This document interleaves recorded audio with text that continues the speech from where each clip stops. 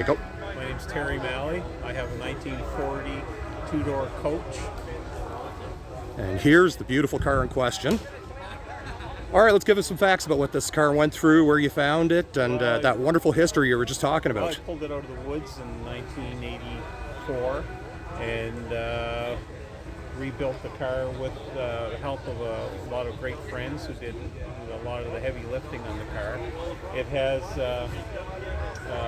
the body was in pretty bad shape when I started, but we put all new panels, new fenders. I have a complete new chassis under it. It was custom built by a company called Toys for Boys in Kitchener, Ontario. It has Ford 9-inch rear end. It has a Mustang 2 front suspension. Beautiful. It has a 69 Corvette 350 engine. That happens. Yeah.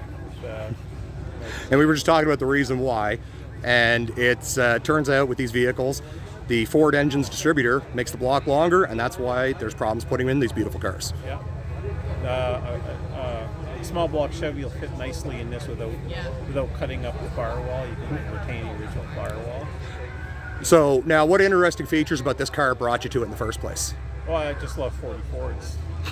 And they're quite rare in New Brunswick. There's not a lot of them, and that goes back to the history of car dealerships in New Brunswick back in the early part of the last century.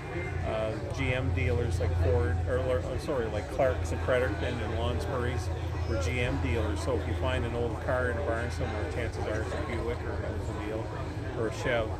So Fords aren't quite so prevalent. So now earlier we were talking about some of the features that this 40 had that were kind of unique, firsts even.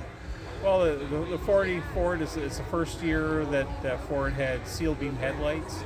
It's the first year that it had a column shift as opposed to a floor shift, although this one has a floor shift now.